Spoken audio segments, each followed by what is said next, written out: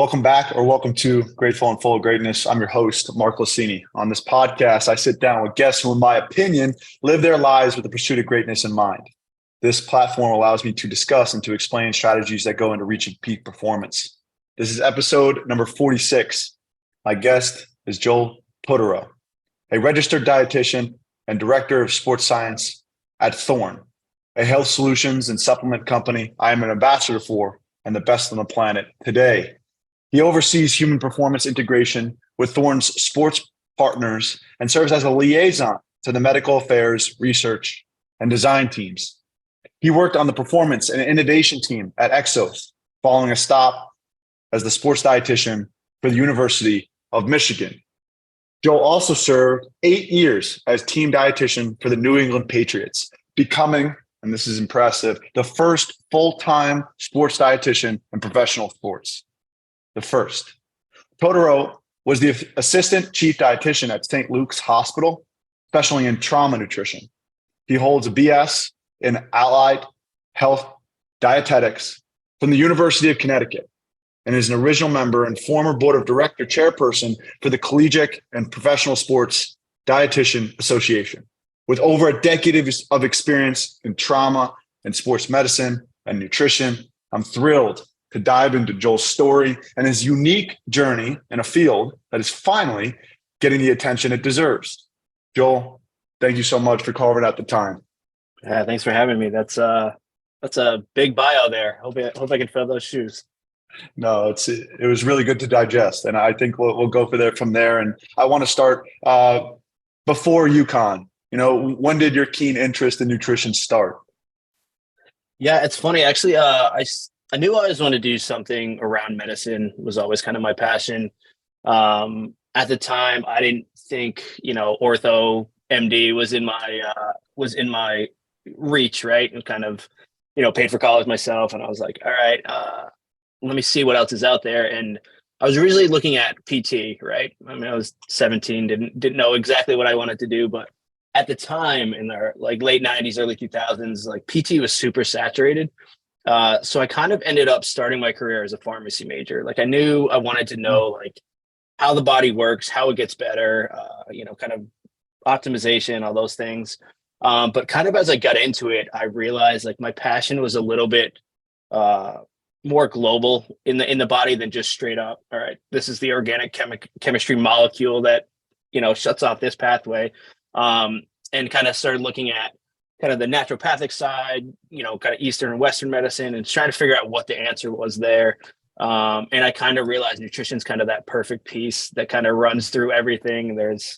Touches every process in the body. So, I kind of started there and just fell in love with the profession, and I was able to kind of match that with some exercise physiology classes to really kind of hone myself in the kind of performance optimization world. Before, that's what we called it, right? But I just knew those are two things I was passionate about, and was able to, fortunately transition from the medical world to the sports world at a time where the interest was just starting to really grow in that, from the coaches and GMs and people realizing it was an advantage that was not being optimized. So really just was super fortunate to have met some great people along the way that kind of steered me in the right path, and was able to kind of, like you said, make it a career and become the first full-time sports dietitian, which is a mix of great timing, great mentors, and whatnot. But yeah, there was a handful in college. There was one or two in the Olympic movement, a couple in military special ops, and that was the entire field,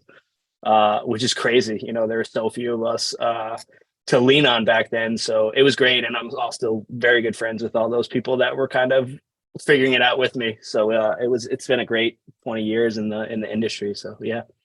I will say, I was listening to, in preparation for this podcast, you speaking on Thorne's podcast. I heard that you brought up Tom Osborne. I had Boyd Epley on as a guest here, and it's just amazing to see that, before the 1960s and 70s, where strength and conditioning was, and now to know that nutrition is finally getting the attention that it's at. And then sports psychology, what I mainly focus in, is really coming to the forefront.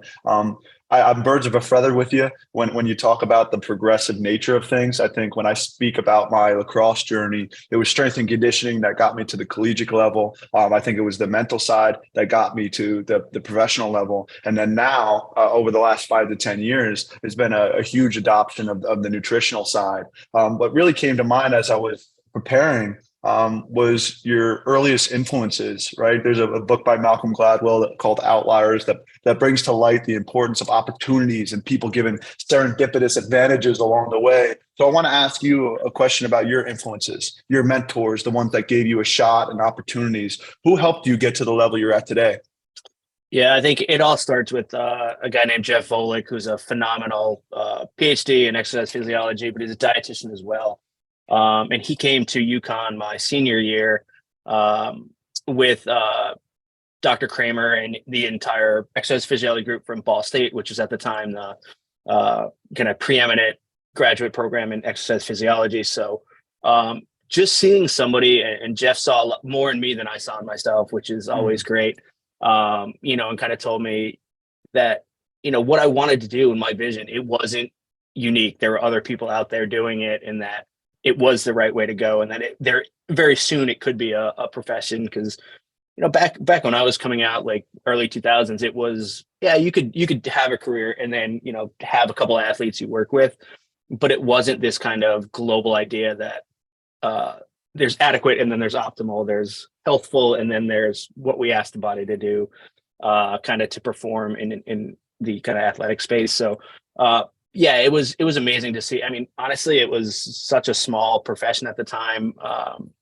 Jeff was the first male dietitian I met. It wasn't a very male dominated world. So just seeing somebody else that, looked like me, thought like me, was smarter than me, doing it at a level that I aspire to, that just kind of really changed my, this is real. This is not, I'm not wrong in thinking that this is a dream, that this can be a career, and I can really put all my effort into this. So by far, he was the biggest influence in my life, and kind of ended up how I got, on the Patriots radar, just because he was such a well-known guy. I mean, his graduate work was like back at Penn State when creatine research was coming out, so he's been at the forefront for forever. So he was kind of a known entity in the kind of who's who and who's touching athletics. And like I said, he saw something in me before I even, he saw potential for greatness in me before I thought, I was like, pretty good, but he was like, no, your mindset and the way you look at things is kind of what you need to succeed in this industry. So he told me when I was leaving UConn, he's like, cool, go do clinical, but you're not going to be there long, trust me. And I was like, okay. He, like I said, he kind of laid the seeds. And then my first boss out at St. Luke's, Beth Winthrop, she's just an amazing human being. She was running a hospital system, was just doing everything at a level that I had never seen in my hospital experiences. I had kind of essentially order writing capabilities in the ICU when it came to anything, that was going through IV or tube feed. And the level of respect that the dietetics profession had in her world, that she had created, really kind of just showed me, hey, I do have a seat at the table. Grand rounds, like nutrition's as important as pharmacy, psychology, pathology. Everyone at the table is an expert, and you kind of need to be the expert in you, and you need to be kind of cross-functional in conversation with all those other disciplines. And to me, that's what the high performance model is, really. It's the clinical model. It's just applied to, I always say I traded life and death for wins and losses. But it's the same kind of idea. Like when you're asking the body to do something, whether it's recover, heal, perform, you're asking a ton above baseline. And if you're not looking at everything that touches the human body and how it works, you're going to miss something. So I think it's kind of, she's really, her vision, coupled with Volek's kind of passion and understanding of human performance, really put me in a unique position to see what greatness can look like in both sides of the field. So I was pretty uniquely set up to kind of grow my philosophy, what eventually I would say it takes, you can be in an area, but it takes at least 5 years before you can really know what your true philosophy is. Right, you need to be asked a ton of questions, you need to make a ton of Mm. mistakes to really understand why you're doing things. When you're starting, you're like, oh well, the book says this, the research says that. But I would say to work in performance, you have to be a coach and a professor. You have to have both sides. You have to have the knowledge, but you have to work in the world and be realistic and understand individuality. And that's really where the secret sauce is, to get that kind of individual, one size fits one. Here's what you need. Here's where you can improve yourself. And that's kind of where we get the best results. I'll tell you, I was tracking you as you were answering that, and I was wondering how I was going to respond, but you gave us so much there. So I'm going to try to do my best to bite off the parts that were really phenomenal. And right from the start there with Jeff, you just talked about the belief that he instilled in you. Right, I immediately thought of something called the Pygmalion effect, which is this like psychological phenomena that like the belief that others have about us can really change our behavior and our own actions, right? And I feel really grateful for the mentors in my life, because I feel like they do the same for me. Even like my earliest lacrosse coaches were injecting that in me, and I've had all of them on this podcast, because it really is hand in hand with greatness in any field. Is you got to make sure that success leaves clues and you're learning from the right people. I firmly believe that the right coaches and the right professors can bring you to whatever promised land your potential is meant to be, but also bad coaches can have an interesting effect as well. And the cross-functional, that really stuck with me. I like that, right? Because as you create your own philosophy, right, it really needs to take different pieces and create your entire wheel, rather than thinking that you can just have this area all fundamentally sound. That's why I'm so obsessed with the holistic side. So something that I asked you before we got on here was that, what are you most proud of? And you said being part of the start and then the growth of athletic sport dietetics movement in the last 20 years. Why do you think it's taken so long for the population to care about nutrition and supplementation, from beers on the sideline to Gatorade to now Thorne's Catalyte and less sugared electrolytes, those things? Why is it taking so long? I think part of it is just kind of the readiness of the decision makers at the elite sport level. I think if you look back, 50 years ago, there were people investing in themselves and taking nutrition and everything we talk about, the extras, the other 20 hours when you're not in the field. People have been doing that for a long time. And, at the time they were seen as outliers, and I'm going to mess up the quote, but there's always like, you're always like crazy until you're a genius, right? Like everyone, everyone catches up. But I mean, I was, when I was high school, it was, you were weak if you drank water during practice. Like that's where the state of coaches were, right? So I'm like, well, no, that's just like a basic human need, right? So I think that's where a lot of it was, and a lot of it actually at the pro level, like I said, came up through the college ranks, where just innovators and just champions of the game and health and wellness, like Osborne and whatnot. It was coming up from the collegiate ranks, where people had, that, like I said, there were the 10, 12 dietitians doing it well in the college space, and they'd come to the pros like, where's your dietitian? Where's your food program? Right. And it was kind of a combination of just educating the decision makers that were kind of this old school mentality. And then there was just, it's an unrealized area of like an edge, an advantage over somebody else. If you're better rested, you're better fueled. Obviously the PT, AT side of things, the strength coach, they were all kind of championing, like, I can do my job better if this person's fueled better, right? So Sure. It was just kind of a mix of enough people paying attention. And then, once, Bill started doing it, the Power Five started doing it. It's a competitive league, right? So, either somebody that's come across it, done well, goes somewhere else and instills it there. Athletes are, huge ambassadors once they feel it. So that's kind of how it grows, and it grows really fast when people are like, wait, how is this? And that's exactly what everybody says. How is this not a thing? How is this not, from, 1900? How is this not understood? So yeah, it's kind of, and like you were perfect mention, and sports psychology kind of started at the same time. Just understanding there is that side of the game. Like I would say, I call sports intentional trauma. We're doing damage to the body. We know we're going to do it, but the body doesn't care, right? There's a biological cost to everything we do. So we have to account for it.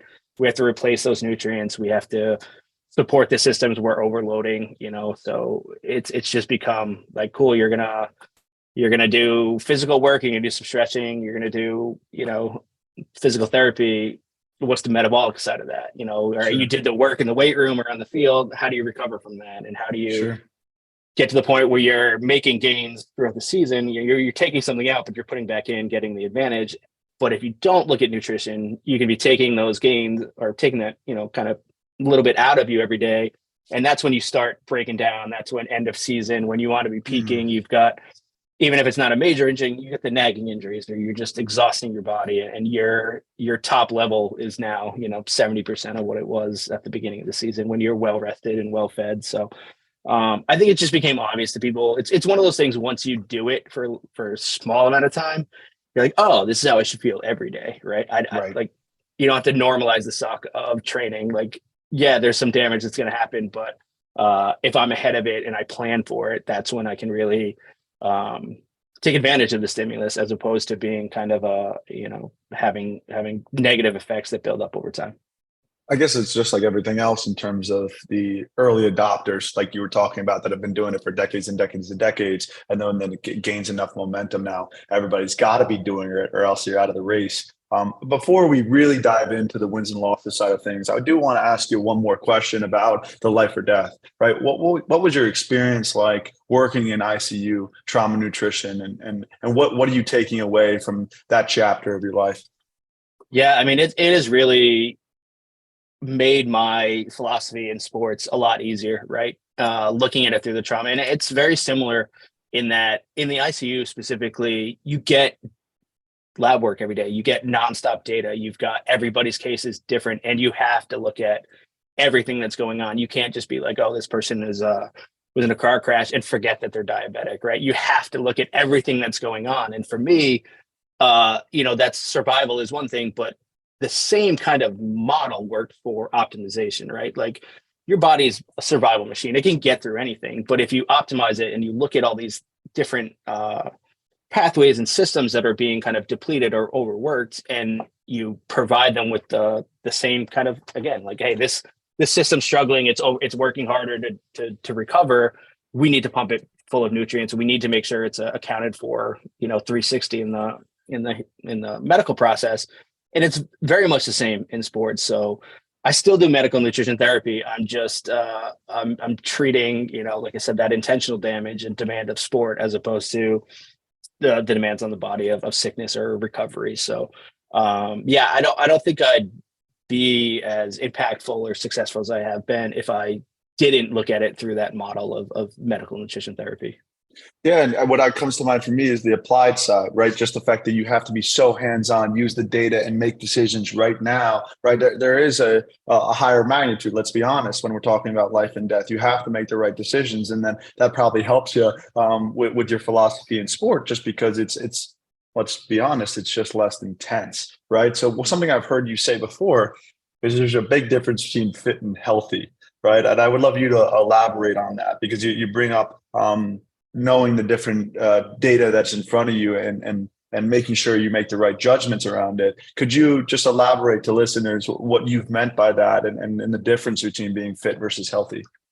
Yeah, so I think like as I mentioned, there's a million different things that go into high performance. And for me, I always say 20 years, most of the work I've done is on the human side of human performance, and that foundational kind of needs are those being met. And so a lot of times people will look at, okay, this athlete's got this percent body fat, or they're so fit or whatever, but that's the outside, right? That's the physical, like, some of that's genetics, some of it's, habits, but what's going on inside? Like, you can be fit and not be hydrated. You can be fit and not be fueled optimally. You can be fit and deficient in a ton of different nutrients. And that's something we see as blood work becomes a little bit more prominent.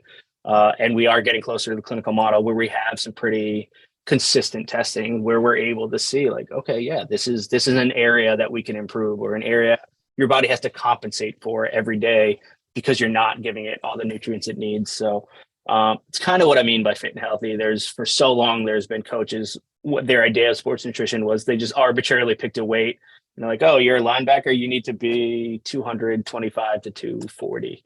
and not looking at individualization, not looking at, Sure. anthropometrics, body frame, all that kind of stuff, and realizing like, you know, Tom Brady's 6'6" and Richard Seymour is 6'6", and they're going to be 100 pounds different in weight. Right. That's an exaggeration, but knowing like you can be 6'6" a lot of different ways, you can be a wide receiver a lot of different ways, and really looking at that individual, and be like, all right, what's true for you, right? What areas of upgrade are there for you? What can we optimize? What are your pain points? What can we do to allow you, the human, to perform? Because if we're struggling, and I've said this before, but early in my career, I focused so much on trying to get that extra 1 to 2% at the top end, right?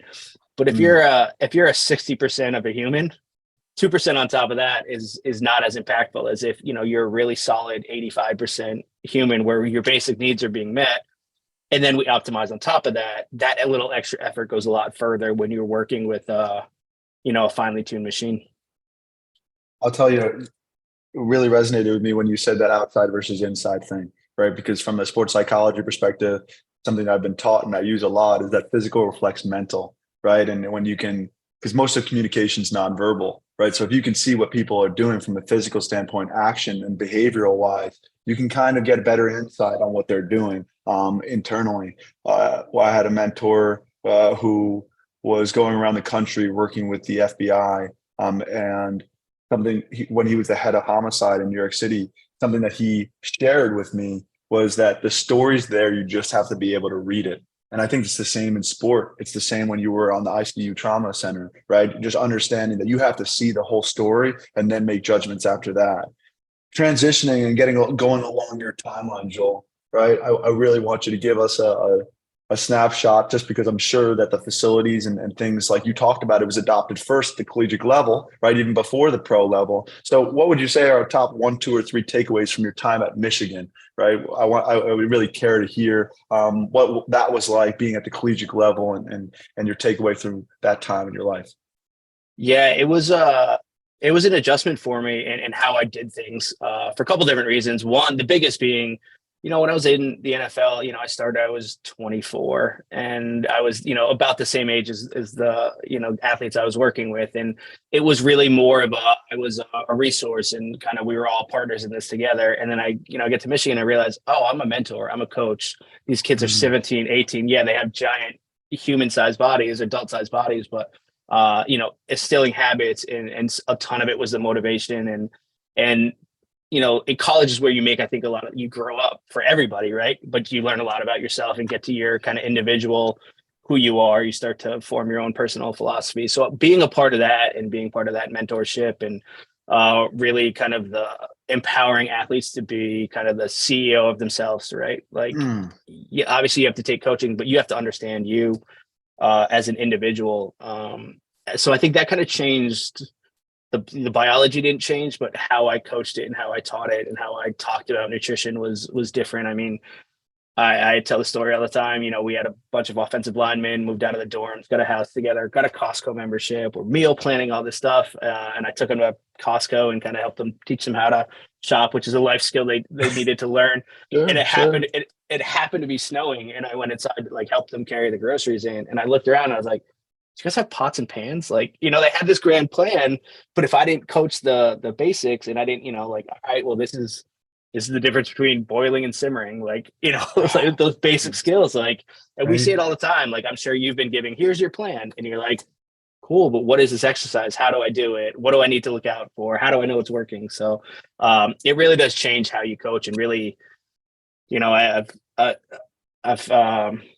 a colleague early in career, like, somebody's questioning he was giving like peanut butter and jelly instead of like something else. They're like, what about, he's like, listen, I'm trying to win a football game, not an eating competition, right? Like, there's ways to get there. And if I design the optimal program for fueling and recovery, without respecting practice time, schedule, periodization, I'm not gonna make any positive impact, right? Yeah, they're lifetime wellness maybe started a little bit earlier, but at the end of the day, what's important to that athlete now? What are they willing to work on? And for me, once you help somebody with one thing, whether it's, hey, I usually cramp in the fourth quarter and now I don't, now I care about what you say here and there.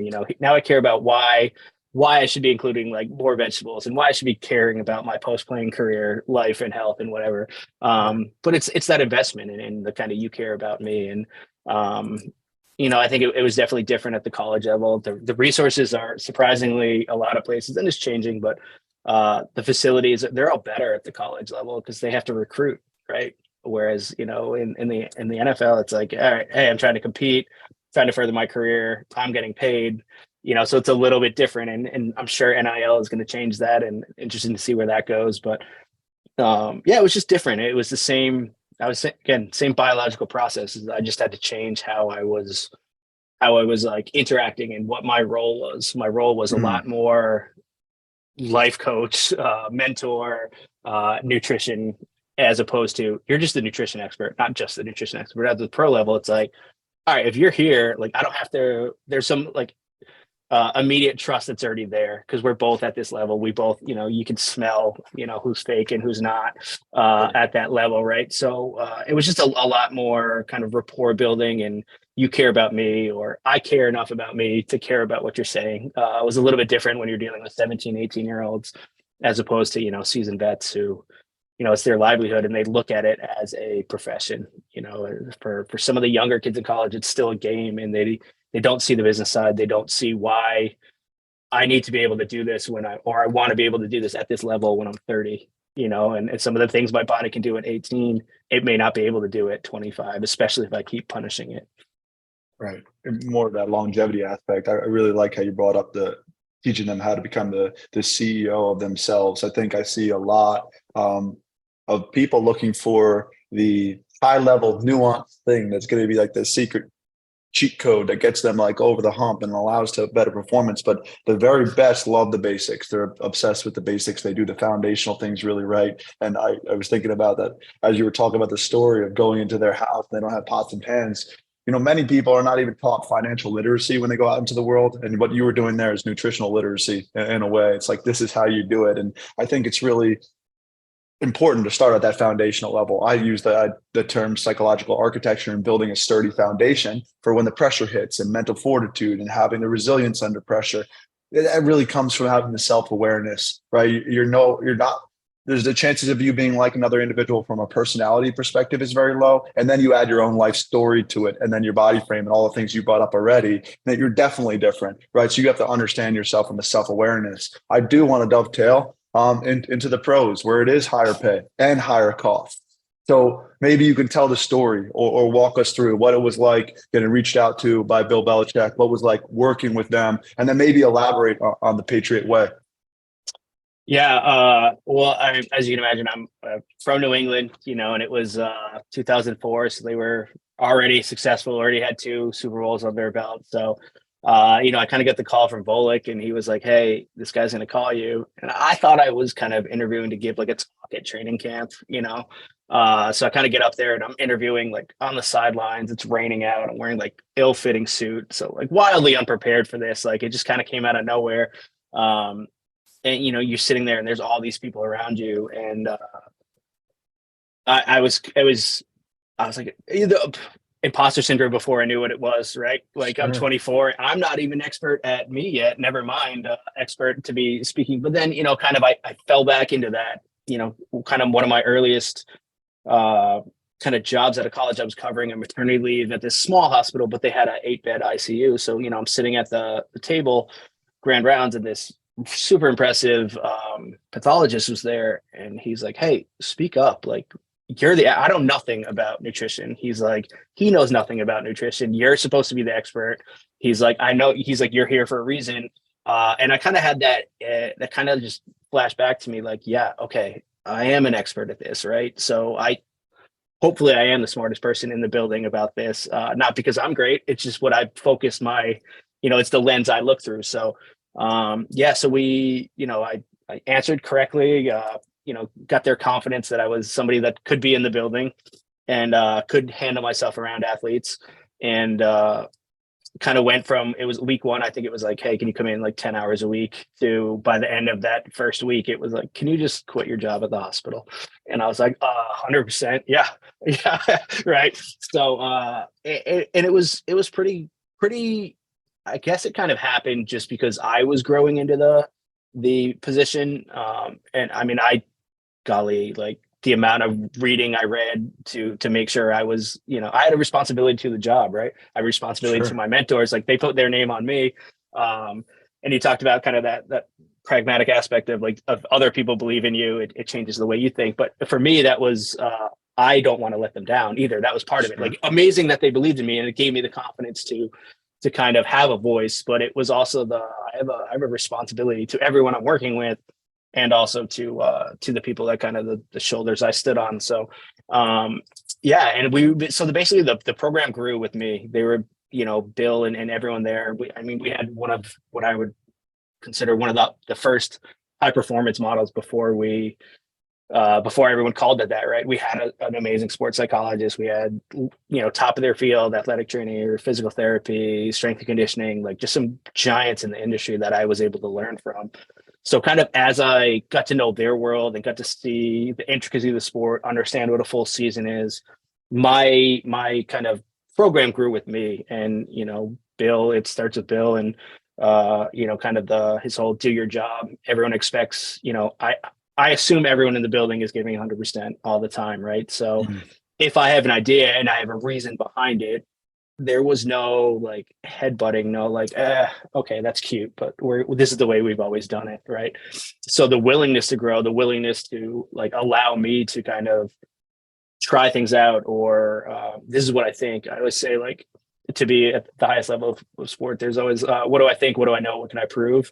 And you kind of have to play in that area of I know this, it will be fact in a couple of years, I know it's not going to do any harm, but this is the theory I'm working on. Maybe it's something we try in the off season, maybe it's I had we had a guy kind of had both wrists fused within a short period of time. So watching our strength coach Mike Wojcik, who's a giant in the field, just changed his entire programs because this guy couldn't hold something in his hands. Like those things for me are like, okay, there's always there's yes if or no unless, and it's yes, he can do this, I can train him this way if I do this, or and then a year later I had my first broken jaw and I was like, all right, well, nutrients are nutrients, how do we go around, like, are we blending up lasagna? Hey, if it'll get it there, but for me it was never.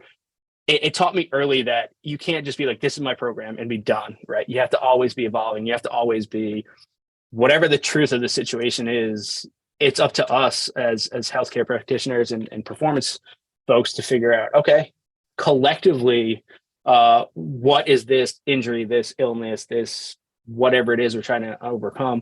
How do our disciplines impact that, right? And how do we support each other?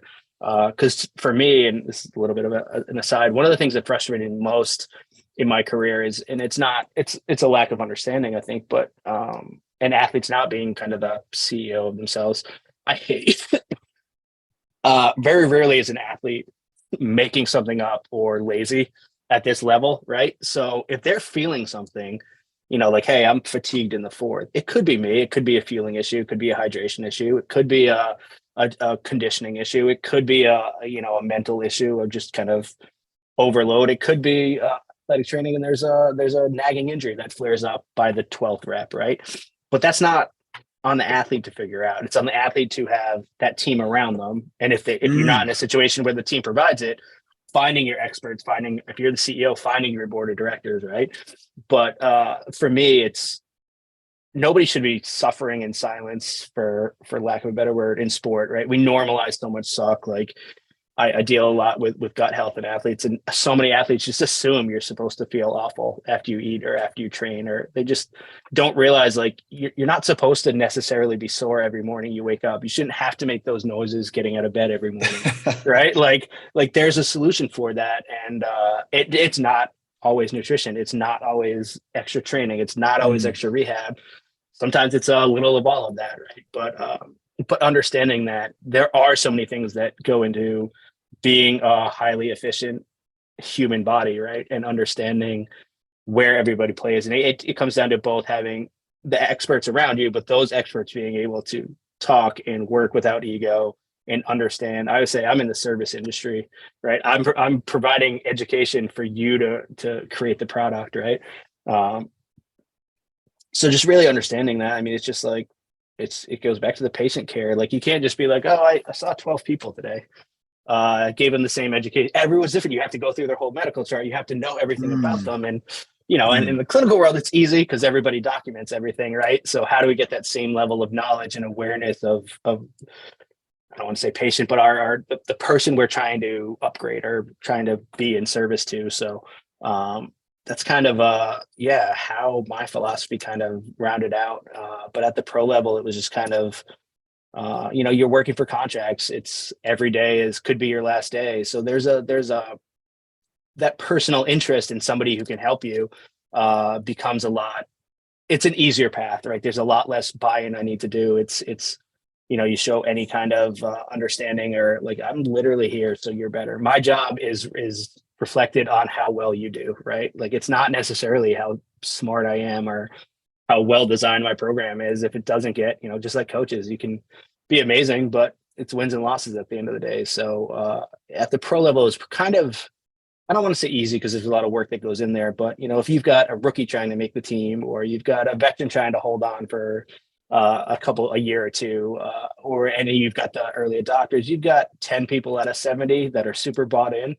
You work with them, everybody sees like, well, what are you doing? Like, you're doing like, yeah, it's nutrition, it's extra training, it's mental preparedness. So for me, it's just you work with the people who are ready to work with.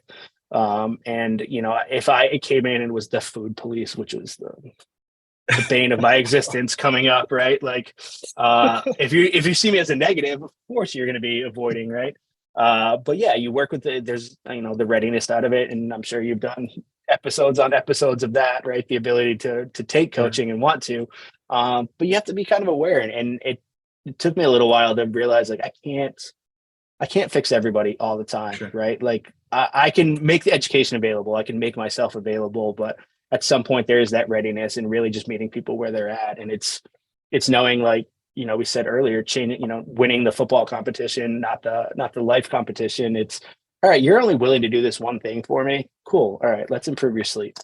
Once we improve your sleep and you start feeling better, then there's some buy-in. But if I was like, all right, you need to change this, you need to, follow this meal plan, you need to do this. Here's how you sports sleep, blah, blah, and you change everything at once. It's overwhelming for some people. So it kind of taught me to realize that even within a team, all with a similar goal, if everyone is just individual and readiness is there, and you have to work with the people you work with. And, sometimes that's the walk-ons, at college that are, the guys that are looking for every edge and willing to do anything you say and are the hungriest. Right. And okay, you're helping this guy. Well, I want that for me. Right. So that's kind of soft side of things, and understanding, kind of both how, obviously somebody doing well following my program is the biggest advertisement I can get for my services, right? So just realizing whoever that is, working with whoever's ready to, and really giving everyone equally their all, whether they're third string, whether they're first string, whether they're a pro bowler, it's, everybody deserves the same amount of attention.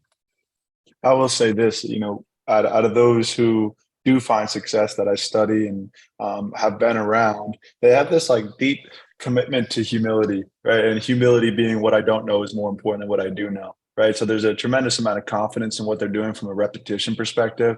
They have the courage to execute with action out on the field or the floor or wherever they're competing. And at the end of the day, they're ready to debrief, and they're saying, how can I, advance? How can I continue to go higher from a commitment to humility? I had Boyd Epley on, strength and conditioning coach at Nebraska, and I told it one of the quotes that he shared during the podcast, which was your work habits determine your future, which I love, but it was a close second, and maybe it should have been first, is something that he has the players hit as they're entering or exiting the weight room, which is the great ones adapt. And I think that I loved hearing you, work with a broken jaw, right? Work with this certain scenario, and how are we still going to get? I love how you said earlier, high performance is a million different things. I'll tell you what it is, Joel. It is results. So it doesn't really matter how you get to that promised land. It is results. And one more thing that I want to share is Google did a study among their human resources department for team cohesion and buy-in. And the top factor that made its way to the top was psychological safety, meaning that they could share information and communicate Q&A so that they can come up with the answers, right? Rather than holding back or feeling that they can't say what they need to say, right? I'm sure when you're in that Patriot locker room, people want results, right? And that genuine dialogue of Q&A and then being able to say, Joel, I don't know how we're going to get to the answer here, but I need to be better in the fourth. Let's find out what it is. Is it my psychology? It isn't my nutrition, right? My next question has to deal with the psychology of nutrition, right? There's so many different diet camps out there. You know, people say, oh, fasting is good for you or not, right? But it's also food is very feeling oriented and very communal. I was listening to a podcast of Dr. Krista Scott Dixon and her company of Precision Nutrition and her deep health model. And she shares when it comes around food, there's an aspect of heritage and family and cultural tradition of what we eat, right? And so there's all these different aspects of food. I guess I would ask you, how do you go about answering that or giving a presentation to an individual or a team about the psychology of nutrition, seeing it as fuel rather than the feelings behind it? Yeah, and I mean, you bring up a huge point. There's a huge emotional and social aspect, and I think the social one, especially in the team setting, is huge and very underappreciated. The idea of team dinners, like it goes. Me in high school, we had pasta nights, carb loading, but that team is that closest. And food, everybody needs to eat. It puts everybody on the same level, and people are so passionate about it. So I've seen food connect people. I've got a kid from Stanford or transfer from Stanford and a kid from inner city Detroit, and they're arguing over like whether you should put sugar in grits or a hot sauce in grits, right? And they're like, wait, and neither one had any idea like the other was an option, right? But like, so there's been a ton of like two people who had nothing in common had common over food. Or I love making competition around food. Be like, all right, well, what's your mom's best recipe? Bring it in, we'll figure it out, right? And like, oh, your mom's rice is the best. No. Try this, right? And it's crazy how much of a cultural aspect and just level playing field food can have. So to dismiss that and to minimize that has always been an issue. And I'm from a big family, Irish on one side, Italian on the other. Everything is around food, right? So I've always really respected the place food has in just life and feeling good, right? But definitely in bonding and teamwork. So I think that's a thing that gets overlooked, especially because you can go the other way and be like, all right, here's your blood work, here's your specific, you need this much of this at some point. But for me, to get an actual diet plan, you have to be doing everything to care about exact number of calories. Not to say you discount any of them, right? But to get so regimented in your diet where everything is like to the ounce or to the calorie, you have to be doing a ton of other things correctly for that to really matter, those tiny little things. And there's a potential for that to be a negative and to become a distraction, right? So, but I do think the social aspect of food and it's, especially when you're training and everything's hard, it shouldn't be another stressor, right? That's what I'm trying to do is minimize stress on the body, right? So that's one of the things I've always kind of respected is kind of the cultural and psychological impact of food.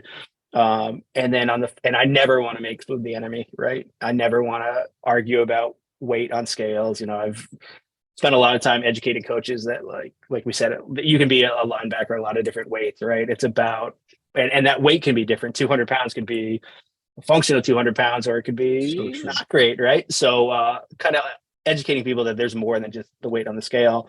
And then kind of taking that out of it allows people to look at, okay, are you feeling better? Are you performing well? And making that connection between what I eat and how I feel tends to add a little bit more interest in it, a little bit more ownership over it at that level. So I do really believe that there is a huge kind of soft side of the nutritional sciences. And yeah, I would just hate for food to ever become a negative. But on the flip side, it's also on me as a practitioner. If someone's like, hey, I'm going vegan. Okay. Not what I would pick, but that's me, right? That's what you want to do. I can make this a benefit for you. It's the yes, if, or the no unless. So maybe week 6 of a 16-week season isn't the time to make this drastic, but okay, let's minimize this. Let's switch this over, like kind of ease into it. Or cool, if you're going to go vegan, here's the things that we need to be true to have a complete vegan diet, and just, empower them to do it as well as possible. And hey, here's the nutrients that you're going to be missing. Supplements are now an answer, right? Previously maybe they weren't an answer, but this is, for this to be true for you to stay the way you want to do, this is how you're going to do it, right? So, and I've had athletes work with gurus, and they've got all these crazy, I'm doing this, or I'm taking this supplement, and I have to stop and look back. And early in my career, I'd be like, that's stupid. Why are you doing that? All right, well, you're committed to doing this, right? You're committed to making a change. I can use that readiness and that drive to, and while this may not be optimal, these habits that I can build in will be optimal, right? So it's kind of just, I can win every situation, and it goes back. I have a responsibility to the athlete, to the client, to the patient, to get them to their best self, but they have to understand why they're doing it and have kind of that ownership. And that's when, habits become or changes become habits. So yeah. There's so much to it. And, and it's been working with the, amazing sports psychology people I've worked with, and just coaching that I've worked at, to understand, that's why I do the things I do, or this is why things I didn't work. So, I talk about everyone else being the CEO of them. I have to be the CEO of me, and constantly evaluating myself. What are my strengths? What are my weaknesses? If my weaknesses now are the same as they were 10 years ago, then I'm not doing it well, right? I'm not being responsible to myself. So, it's just, it's constantly, there's a ton of information coming in, and you have to analyze it, figure out what's important, both with the athlete, with yourself, and kind of just sums up what high performance is taking data points and figuring out the so what, or the what now, right? So yeah, kind of where we are. I will say it's an excellent answer. I guess it's said in the strength and conditioning community, when asked, well, what's the best workout machine or a workout to do? The answer is the one you'll use, right? I think that's a good way of looking at it. I liked your answer, how you talked about easing into it, right? What it really made me think of is, dialing in or dialing back, a kind of a volume sort of idea. If we were listening to a band play, you wouldn't want the guitar to be on level 10 and the drums to be on level 1, so you can't hear the drums. You want to make sure you turn the dials the right way, so that there's this musical symphony that you want to listen to, just like your body doing that. I've worked with an affiliate partner. His name is Scott Lenz, in Spury out of North Jersey, Inner Image body composition analysis. And he's really showed me how, me at 195 on this time versus we at 195 on this time is totally different. So I think understanding body composition analysis, blood work on a deeper level, allows you to really see yourself with tremendous nuance and make some differences and adjustments that you need to make.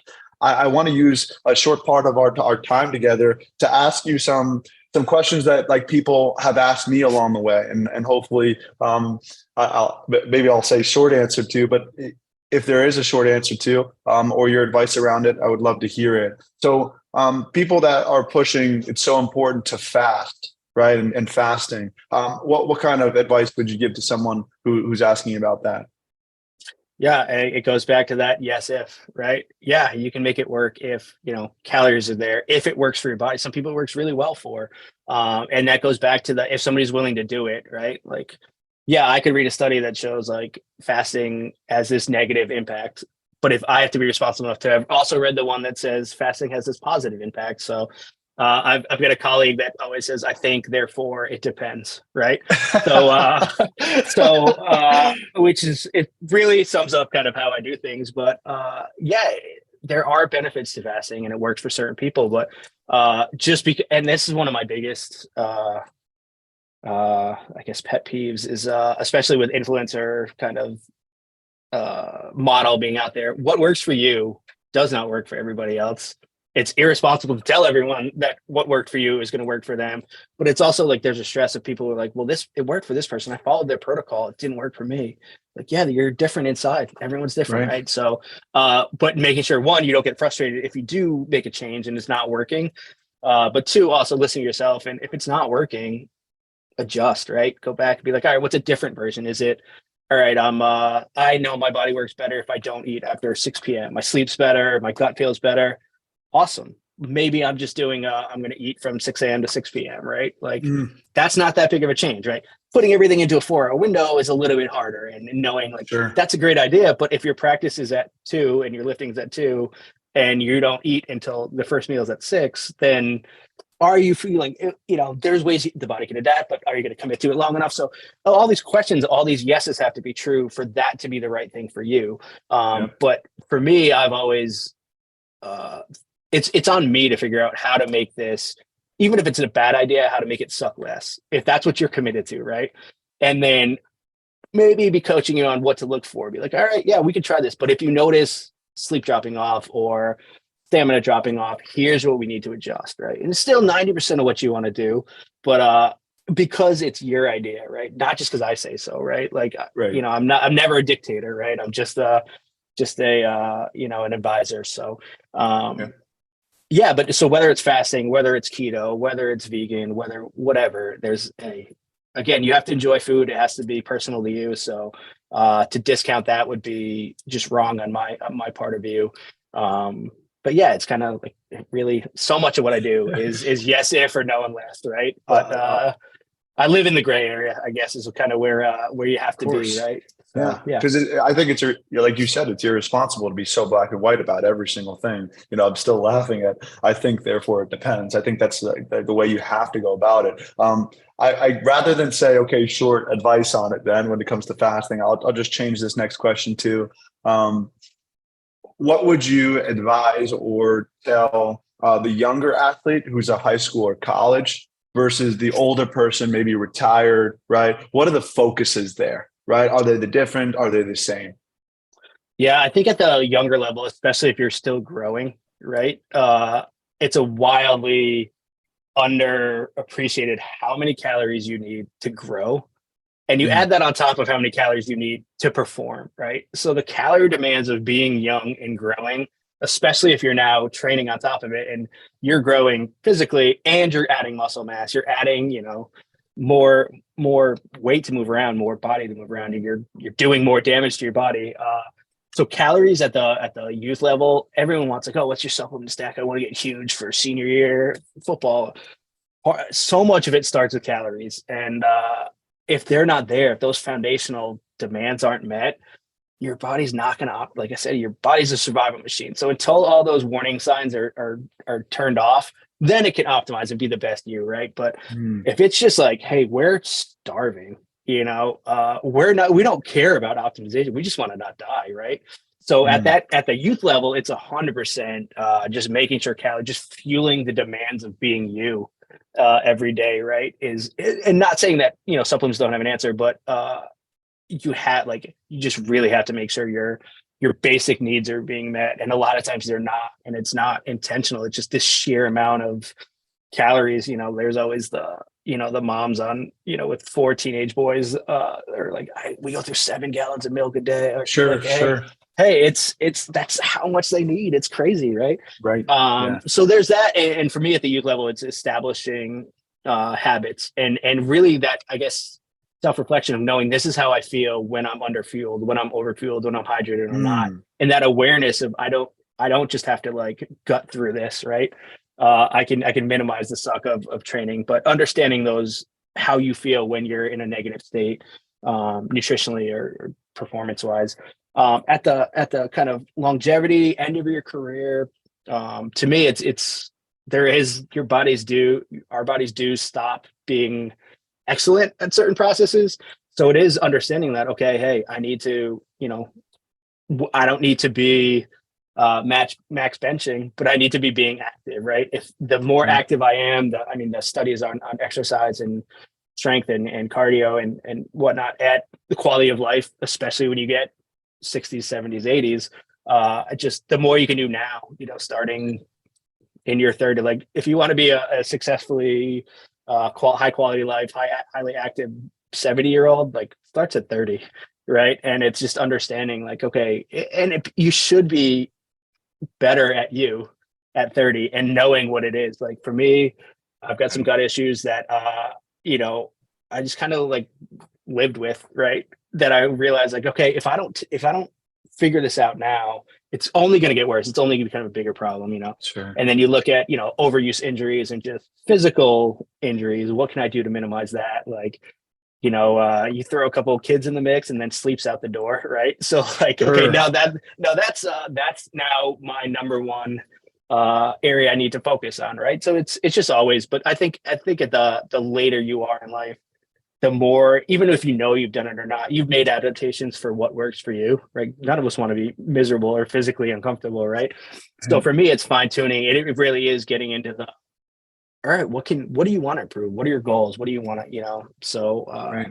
I think, like I said, the biology changes, but the goals and the performance is, I would say performance is personal.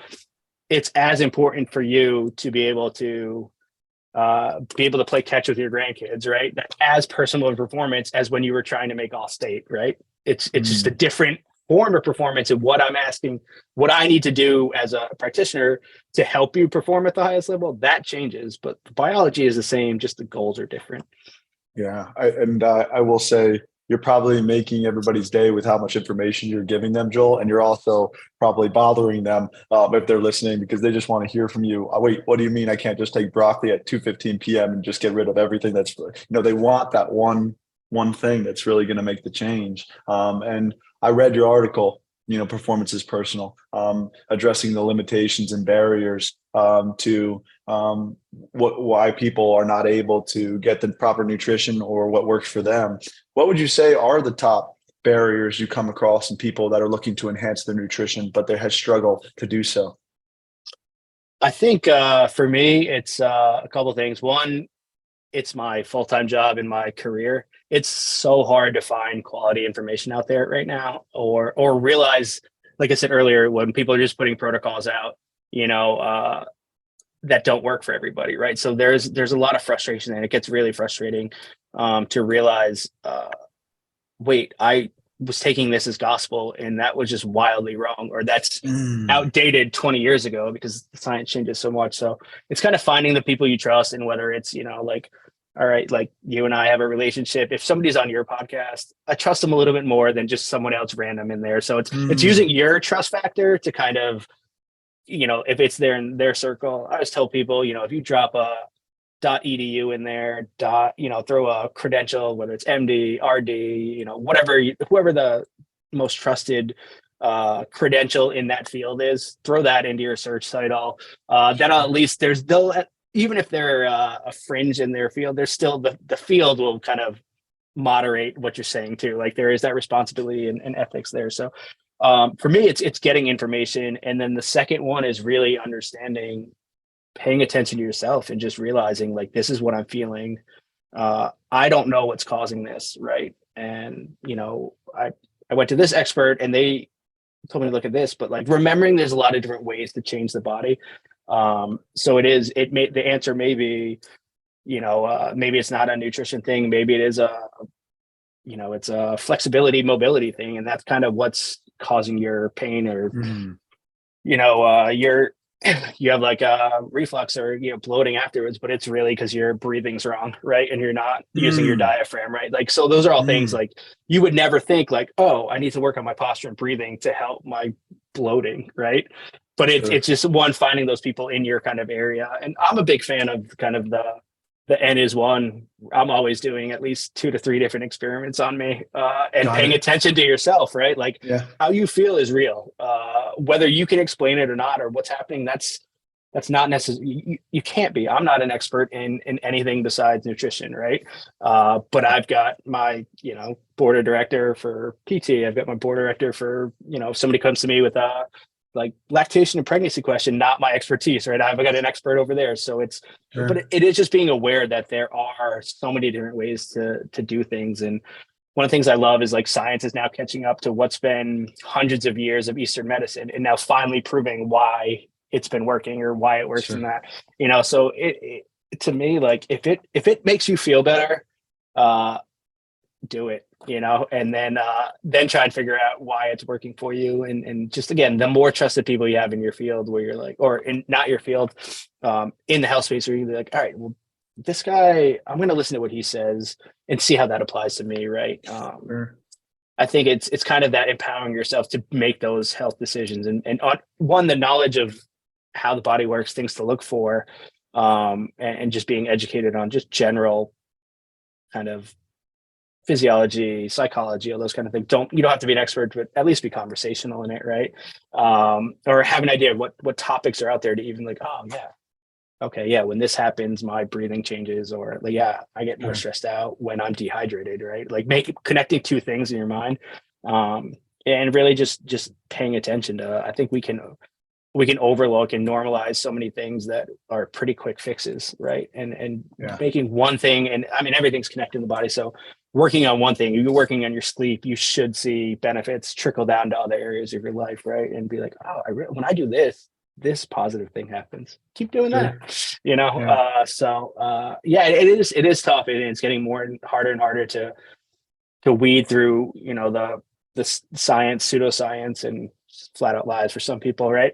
But it is kind of, I think it really comes back to, I'm doing this and this is making me feel better, or this is, you know, giving me more energy, or I'm happier when I do this. Like that's kind of what it comes down to. Like, you know, you shouldn't be struggling or suffering just because you want to, like, if there's the 3 pounds left to get to your goal weight that you arbitrarily picked, and you're miserable, you're cool, you got to 3 to 5 pounds off that, but you're miserable to get those last 3 to 5. Maybe those last 3 to 5 aren't the problem, you know what I mean? And that's kind of a maturity and a growth and self-awareness kind of deal that is not my field, but understanding that, you know, like, is the outcome, what you're picking as your performance goal, is that actually the right goal for you at this time, right? So, which is a hard conversation to have for sure. Yeah. And I think, you know, there's two things I really take away there from your answer, is understanding yourself with tremendous nuance, right? When I'm working with an individual or team, I'm always pushing, finding alignment in their holistic health, right? Physically, yes, nutritionally, emotionally, mentally, spiritually, relationally, right? You have to look at all those pillars of your life and make sure you're feeding them and watering them appropriately. And then I really want to stay on the thread of finding people you trust, because that's how you and I have come to meet, right, through Thorne. This one's really, really important to me. Dr. Rob Gilbert told me that 1/3 of Nobel Prize winners have mentors who are Nobel Prize winners. You know, I think that's pretty amazing. So when you say .edu and MD, you know, just really doing your best from a curious standpoint, that's very strategic to find those that are really good at this. When I knew that I wanted to go into sports psychology, I showed up at the doorstep of Dr. Christina Bressari, who worked with the MBA, and her mentors founded the field of North American sports psychology. I felt really close to the well. When I was at Yale, my sports science coach was Thomas Newman, right, who worked with Dr. Kramer and introduced me to Wes Barnett, who introduced you and I, right? And now I'm talking to you, and where I want to go now is Thorne, right? A brand we can trust that actually is producing great information. I would ask you this question, to the extent that you can answer it: what separates Thorne among those that are out there? Because I've also seen it, and as it's been told to me, highest purity, potency, and quality on the market, and it provides great information.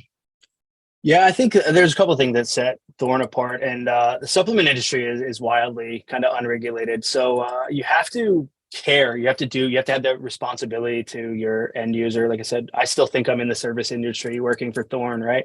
But you have to go above and beyond. Thorne spends way more money than it needs to make sure the quality is there, right?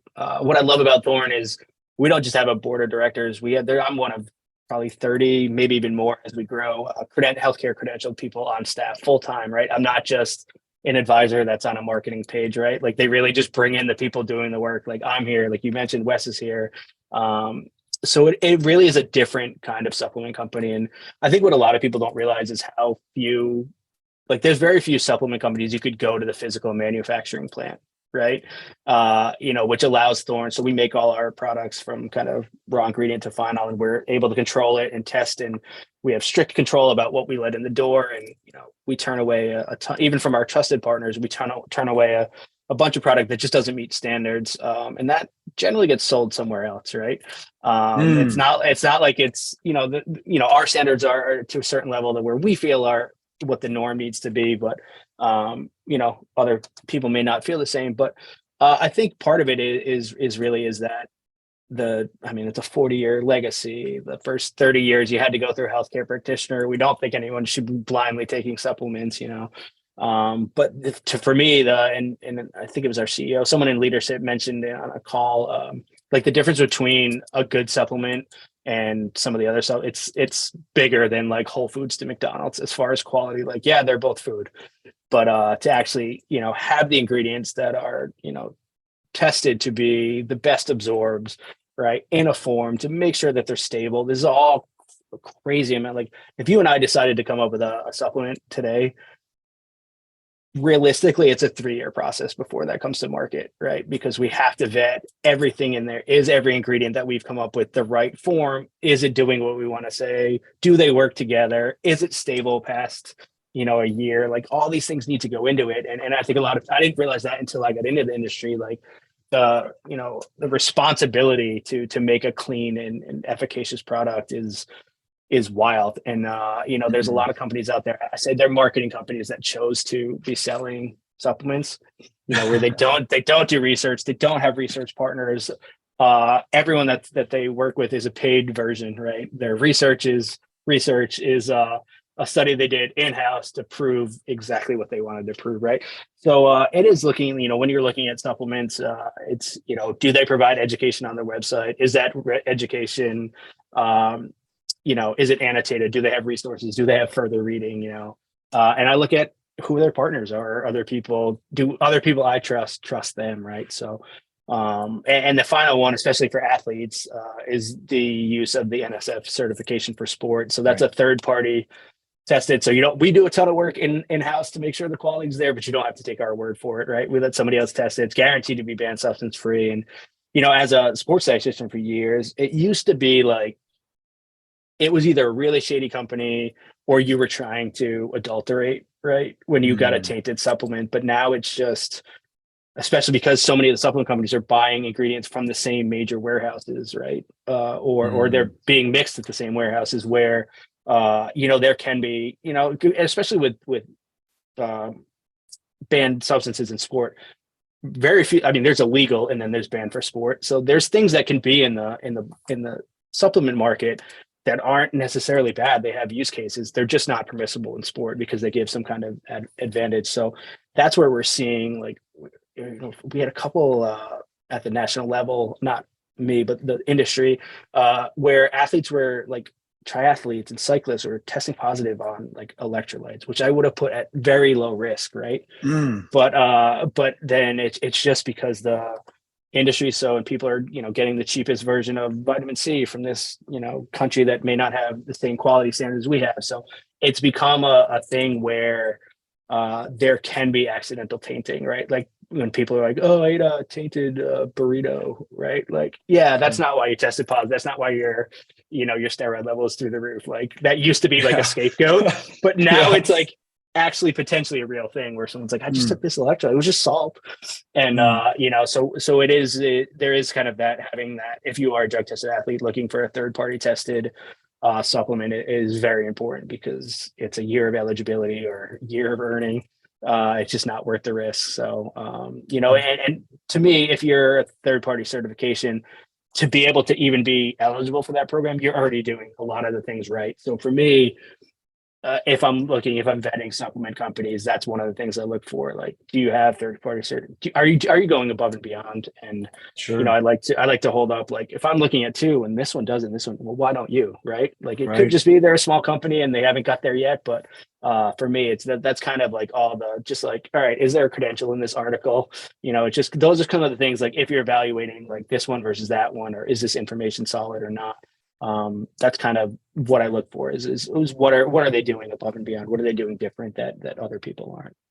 I will say this, you using that description of McDonald's to Whole Foods, right? Part of the reason why nutrition can be hard for people is because of convenience, right? There's a drive-through at McDonald's, right? There's not a drive-through at Whole Foods. You have to go down every aisle and really get it set up. And what really I think of is NASA and a spaceship takes more energy to get off the ground than it does for the rest of its time in orbit, right? That's amazing, but it's very metaphorical to life, right? So you have to set up your environment of excellence, do the work to get the right supplements if you need it, to get the right food in your refrigerator, to get the pans, to make sure those are in the drawers. And then after that, then it's very habitual, right? Like you've talked about many times on this call, establishing habits early. You can do that at any age, really, to set up your environment. I know we're getting to the fourth quarter of this call. So where I would go is, what are the top nutrient deficiencies you see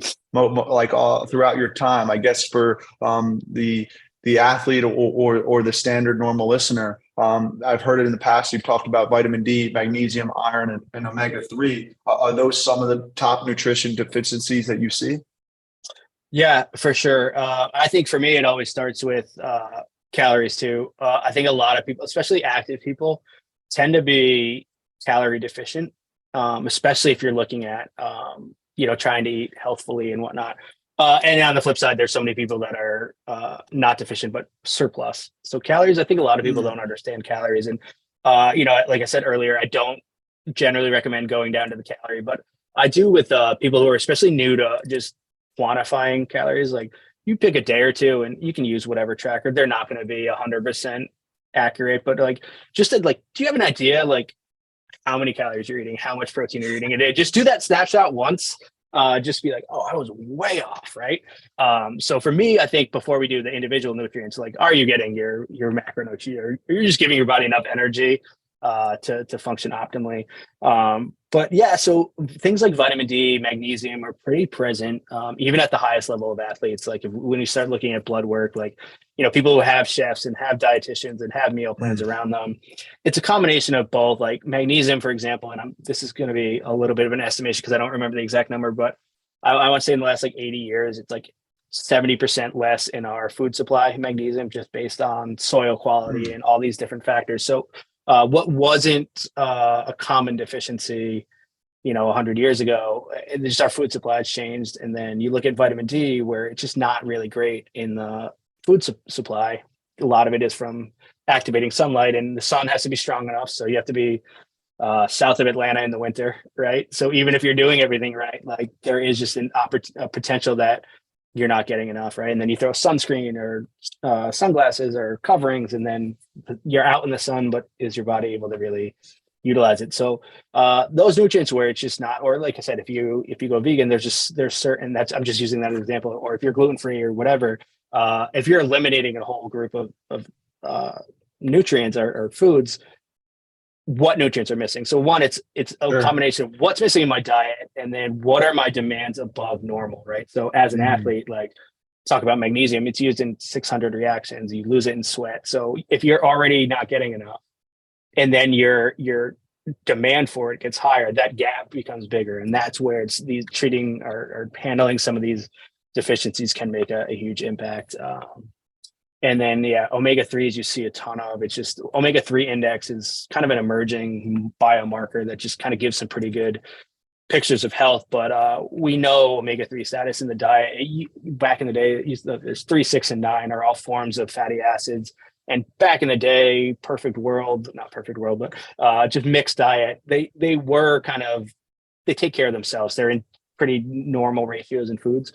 So mixed diet would give you a pretty decent ratio, but the way we process food and the way we kind of interact with the food supply, now 6 is a lot higher, omega-6. So having the omega-3 in there, which is people call healthy fats, all fats have different forms in the body, but it's a healthful version of a fat, but increasing those whether in the diet, whether through supplementation, getting that kind of balance in the body back a little bit seems to be pretty indicative of a lot of just wellness and long-term health. So those are ones, again, it's just not, unless you're trying really hard, you're probably not instinctively getting a ton of magnesium, a ton of vitamin D, probably enough omega-3 in the diet. So those are ones where it's kind of like, if I know nothing about you, I could probably make a guess that these numbers could be improved. And then iron's one, especially in athletes. It is one where I generally recommend some kind of blood testing because, especially in males, there can be a situation where you're holding on to more iron than you want. But it is something that, we do see some deficiency, or so some optimal levels in athletes specifically, especially if you move into the endurance, or really just anyone who's training year round. You just ask a ton out of your body. So those are, yeah, you're spot on. Those are all kind of the common ones. And then performance wise, there's creatine, there's beta alanine. They're just, if you're using your muscles more, those are things that help the muscle either create more energy or kind of increase the length of how much you can exert yourself. So that's beta alanine is the longevity or stamina. Creatine is the energy. And then I would say, kind of preempting a question, I'd say where we're going is probably the importance of gut health. We've always known it's important, but the science on that just changes so fast. And we know being an athlete, competing, all these different things can negatively impact the gut, even if your diet is kind of a good mixed diet.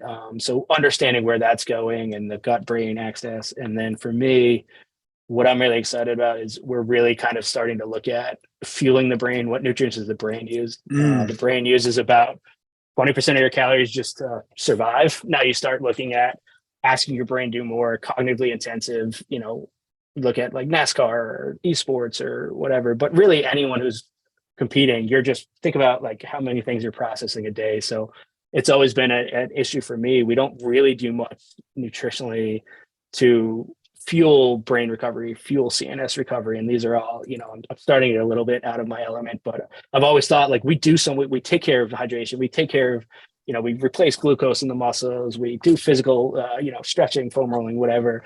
We don't do a lot to do for the brain and the CNS biologically. Those of us who have had great access to sports psychologists, whatever, we've done starting, and it's, pretty prominent now, but taking care of that kind of mental approach of it. But what is the biological? I think we miss that. Like, I mean, you need B vitamins just to like make decisions. Creatine is getting a lot of research around brain. It's a source of fuel for the brain. So if you're in a concussive or subconcussive thing where the demands are now higher, it needs to recover. Is that an energy source that can work for the brain? So that's where I think we're going next is how do we, everything we do for the muscles and everything we do for the gut and whatnot, are we doing that for the brain and central nervous system from a biological, like what's the cost, what nutrients are needed? So that's starting to get a lot of attention. And funnily enough, it's coming from the esports world because it's such a highly demand, such a short career, but there's a ton of money in it too. So they're funding the research. So that's the kind of my next horizon of where we're going is gut health, and then fueling what I call cognitive performance. Like, all of us who, hit that 3:00 wall, and get a little bit, is that, caffeine kind of blunts or blocks some of the feelings of fatigue, but like, can we biologically actually fuel energy systems? Right. And so that's where I think we're going next. Well, I will say, right from the start, thank you for all the explanation there. I'm speaking to you with Thorne magnesium in my water, and the team at Thorne has really helped me come up with great daily things, from the whey and vegan pro that I take to the amino complex that I take throughout the day. I take every day for the last several years now. I've taken an AM and PM NSF certified elite multivitamin, just to make sure that those deficiencies in omega-3s and vitamin D are not happening. So I'm really grateful for that. I do feel on top of my game from an energy maximization and even keel throughout the day. And I think I would point to Thorne as a big reason for that. I have one more specific question before I ask a finishing thought and finishing question, which would be around protein. I've seen Dr. Gabrielle Lyon. She's basically pushing and doing a great job at talking to the planet, that calling the muscle is the organ for longevity, right? And I've seen for myself, from a body composition analysis, as I've increased my skeletal muscle mass and increased my protein intake to as you would say, to the demands above baseline, right? I found that I am having a metabolic rate that actually is higher than normal. And I do feel healthier. So when it comes to protein, I know you've talked a little bit about caloric deficiency versus surplus, but what would be your thoughts on protein? Yeah, I think you're spot on. I think, it's been kind of common sense, I guess. If you're in the industry, that the stronger your muscles are, the healthier your muscles are, the better your quality of life long term. But science is coming out to prove more and more just how important it is to be physically active, and the strength component is probably as important, if not more important than the cardio, just helping the muscle age well and just allow you to do the things you do. So can't stress enough the importance of kind of muscle mass as you age, and it's not, like I said, you don't need to be setting benchmarks at 75, but just keeping the muscles moving and kind of greasing the wheel there, I think is super important. And I love, like I said earlier, like I love when science starts to support things that have made sense to a lot of us for a long time. But I think protein like that, so that kind of goes back to my, I look at everything through the healthcare model and the trauma model. Like when you have a damaged muscle in the, or you're recovering and your needs are higher in the ICU or in the hospital when you're asking your body to do more, when you're recovering more. So, protein, there's adequate for survival protein, and then there's optimal for being you, Sure. right? But just like we would go up with protein in a disease state, a stress state, a recovery state, like I said, athletic training, being active, that's intentional trauma. You are, every time you use your muscles, there is damage. Every time you strength train, there's damage. If you give your body enough nutrients to recover and grow from that, you're making progress, right? If you don't, then there's like a little bit of a delete effect, So I do think protein is generally, if somebody's looking to be conscientious about their diet for the first time, like I said, I think it can be stressful for a lot of people to track everything. I generally find if you try and hit your protein needs for a day, that'll kind of generally help set like meal sizes and whatnot. And then, as basically I'm always kind of, if you bring protein or fruits and vegetables along with a protein, you're probably going to be decent on vitamins and minerals, right? And but for me, generally, it helps put people picture like how much I need a day. Is protein's a pretty easy number to wrap it's usually available on nutrient labels. It's pretty easy to find, like, okay, but yeah, once you kind of like, all right, am I having protein at every meal? And then what does the rest of that meal look like? It seems to, people fall into some pretty good habits without even trying. So it's a good starting place for a lot of people if you're going to track one nutrient in your day. So yeah, I think it's really important. And I think it's for me, very easy for people to wrap their head around is paying attention to protein in their day. It's pretty easy to track, and there's millions of sources of protein, so it's pretty easy to be like, oh man, I need a little bit of protein at this meal. It doesn't have to be. It can literally just be scoop of protein. It can be handful of nuts or whatever protein source you have handy. It doesn't have to be like I need to make this intricately mixed. It can be I had 20 grams of protein with my Greek yogurt on top of whatever lunch I had, right? So it doesn't have to be stressful. It doesn't have to be, for me, half the time, it doesn't even match, culinary wise, it doesn't match the rest of my meal, but I'm like, all right, I'm traveling. All right, let me get this Hudson News hard-boiled egg, right? Like, right. It is what it is. Does it match anything else I'm doing? No, but it's knowing, like, for me, and it helps with fullness and satiation, and when people are trying to evaluate how much I'm eating in a day. So yeah, it works a lot of different ways for a lot of people as something to, all right, let me pay attention to this. Excellent, and thank you for I guess emphasizing that, because I now have noticed over the last 2 to 3 years that getting that optimal amount of protein is huge. And just the simple math, right? I think if you look at an individual, let's use rough numbers, that are 200 pounds and they're 10% body fat, so they're 180 pounds of lean body mass, everything, but that's not fat. Would you be in lockstep that a person should aim to get their protein in line with that 180 grams, right, given their lean body mass, or is that too high? Yeah, so it's a good kind of estimation. So that would be so it's 1 gram per body weight is 2.2 grams per kilogram, right? So that's the number we use in kind of in medical ICU. That would be kind of the upper limit of what you would want to do. And I'd like to, again, I want to remind people with everything, like, you don't have to be perfect every day. It's a ballpark, right? Sure. But if you've got the carrot at 180, and you're going for, and you get 150, 160, like, it's more of an average over the month. It's not this was 5 grams short today. Like you didn't lose that day, right? You're Sure. still in the ballpark. So I think it's a good estimation. And then I kind of just look at, if you're like paining yourself to get that extra 20 grams, maybe your protein is at 0.9 grams per pound, as opposed to the straight up 1-to-1. But it's an easy calculation to your head. And a lot of times we're estimating too. And then a lot of times, like nutrient facts labels, they can be a little bit off. So stressing you could be 10% either way. So stressing about the exact number, not but yeah, it's a good, like, just like I said, like take that one day to calculate, like, how much am I doing? If you calculate a couple times a week, be like, yeah, this is, and then you get to know, and it's not stressful. You're like, all right, I'm within 20 grams for the day, so, and it's, again, if you're, I was down in Texas not long ago, and I probably well exceeded my protein limits with the barbecue I ate. If you're over by a little bit, like, it's not like that's going to be a panic thing. So it's the average over time, so, but if you're kind of ballparking that every day, to generally be in that, just kind of having it in the back of your head, like, this is about the amount of food I need to hit this protein mark. Generally you'll stay within a pretty good parameter.